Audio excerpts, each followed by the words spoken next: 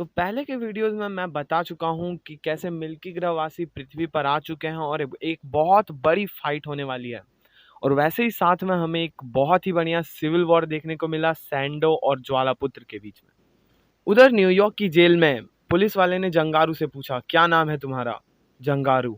जैसे वहां विस्फोट हो गया हो, सभी एक साथ चौंके। जंगारू? जंगारू तो मर चुका है, सच बताओ कौन हो तुम? जंगारू ने कहा, जंगारू मैं ही हूँ, जो मरा वो कोई घसियारा होगा। जंगारू पुलिस की पूछताछ से तंग आ चुका था, इसलिए उसने वापस जाने का निर्णय लिया। क्या तुम कोई सबूत दे सकते हो कि तुम ही जंगारू हो? पुलिस वाले ने पूछा। इससे बड़ा सबूत क्या होगा कि अब मैं जा रहा हूँ और मुझे कोई नहीं रोक सकता, जंगारू ने कहा।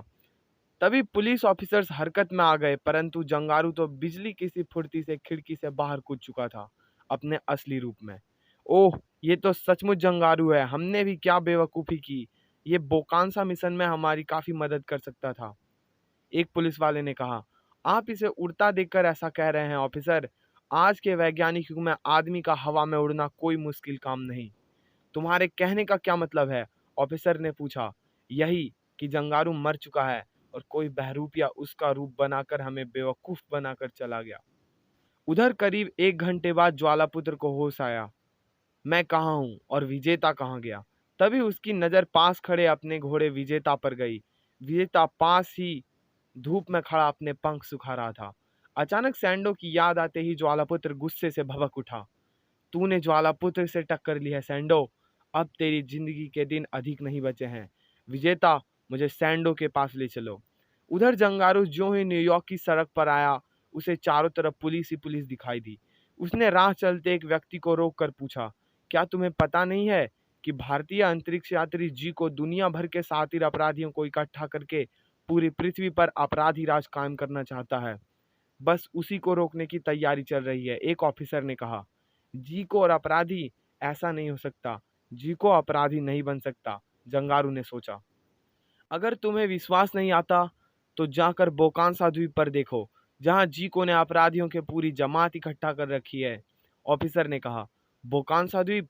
अगले ही क्षण जंगारू का रुख बोकांसा द्वीप की तरफ था।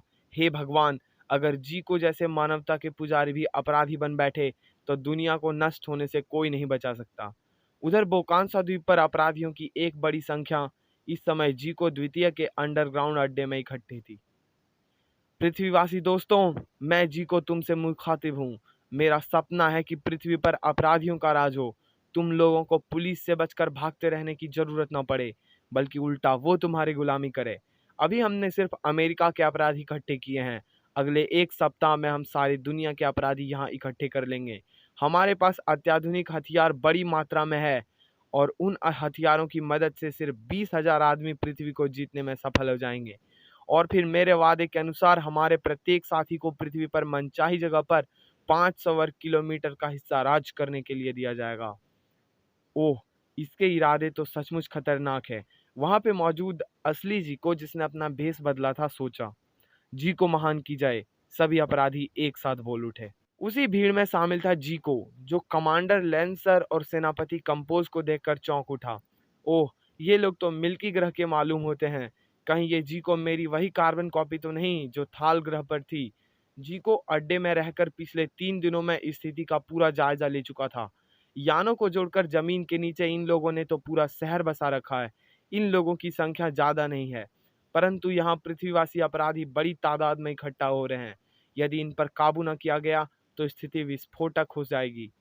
परंतु मैं अकेला, जीको ने सोचा। उधर ज्वालापुत्र जब सैंडो की तलाश में बोकांसा द्वीप पहुंचा तो उसकी नजर उस पर पड़ी। ठहर जा सैंडो, ज्वालापुत्र ने चेतावनी दी। ओह, ये तो अभी जिंदा है, सैंडो ने सोचा। एक बार फिर ज्वालापुत्र और सैंडो आमने सामने थे। पिछली बार तो तुझे रेत के तूफान ने बचा लिया था बच्चे, मगर आज तुझे कोई नहीं बचा पाएगा, ज्वालापुत्र ने कहा। तूफान आज भी आ सकती है क्योंकि वो सैंडो का गुलाम है, मगर यदि तू समझता है कि पिछली बार मैं तूफान की वजह से बच गया था तो ये तेरी भूल है। तुझे मारने के लिए मुझे किसी तूफान की जरूरत नहीं पड़ेगी, सैंडो ने चेतावनी दी। और फिर शुरू हुआ मल्ल युद्ध दो तूफानों के बीच। आज मैं तेरा वो हाल करूंगा कि तुझे अपने इंसान के रूप में जन्म लेने पर पछतावा होगा, सैंडो ने कहा। इसका फैसला तो अभी हो जाएगा कि कौन पछताता है। ज्वालापुत्र ने भी उत्तर में एक घूंसा मारा। तभी ऊपर से जंगारू गुजरा। वाह, यहाँ तो मल्ल युद्ध चल रहा है, देखूं तो कौन जीतता है। थोड़ा नीचे आते ही जंगारू चौंक उठा, क्योंकि वह ज्वालापुत्र और सैंडो दोनों को पहचान चुका था। तभी वातावरण में उसका स्वर गूंज उठा, ठहरो, मैं कहता हूँ छोड़ो, मैं इसे जिंदा नहीं छोड़ूंगा। ज्वालापुत्र ने कहा। जिंदा तो तब नहीं छोड़ेगा जब तू जिंदा बचेगा, सैंडो ने कहा। दोनों पर जुनून सवार था। ऐसे में जंगारू की कौन सुनता, और जब जंगारू के सब्र का बांध टूटा, तुम ऐसे नहीं मानोगे। जंगारू ने दोनों को एक एक घूंसा दिया। किस माई के लाल ने ज्वालापुत्र पर हाथ उठाने की जुर्रत की? किसने सैंडो पर वार करके अपनी मौत को बुलावा दिया है? दोनों ने एक साथ हुंकार भरा, परंतु जो ही दोनों ने सिर उठाए, जंगारू जंगारू, दोनों चौंक उठे। हाँ, मैं हूँ जंगारू, तुम्हारा दोस्त।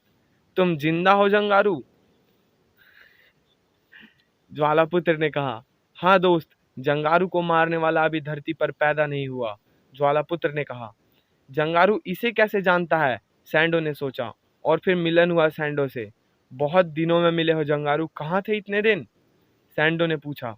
तुम्हें तो पता है, अपने पैर में चक्कर है, एक जगह टिकते ही नहीं, जंगारू ने कहा। जंगारू इसे कैसे जानता है? अब ज्वालापुत्र चौंका।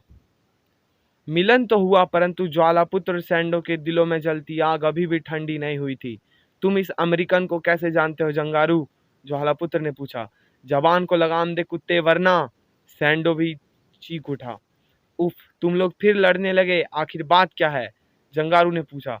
जब मुझे तुम्हारे मारे जाने की खबर मिली तो मैंने कसम खाई कि मैं अमेरिका की ईंट से ईंट बजा दूंगा, ज्वालापुत्र ने कहा। परंतु सैंडो अमेरिकन नहीं, भारतीय है, अपना ही भाई है। तुम्हारी तरह ये भी जुर्म से लड़ता है। और ये ज्वालापुत्र, ये भी वही काम करता है सैंडो, जो तुम और मैं करते हैं। अगले ही क्षण उनका स्वर बदल गया। तो फिर तुमने पहले क्यों नहीं बताया कि तुम अमेरिकन नहीं हो? ज्वालापुत्र ने पूछा। तुमने बताने का मौका ही नहीं दिया, बस भिड़ गए। उनके बीच के गिले शिकवे खत्म हो चुके थे। फिर सभी मिलकर एक हो गए। मुझे माफ कर दो दोस्त, मैंने तुम्हें गलत समझा। शुक्र है तुम दोनों को अकल तो आई, गलती तो मेरी ही थी। मुझे तुम्हें पहले ही बता देना चाहिए था कि तुम भी अपराधियों का काल हो।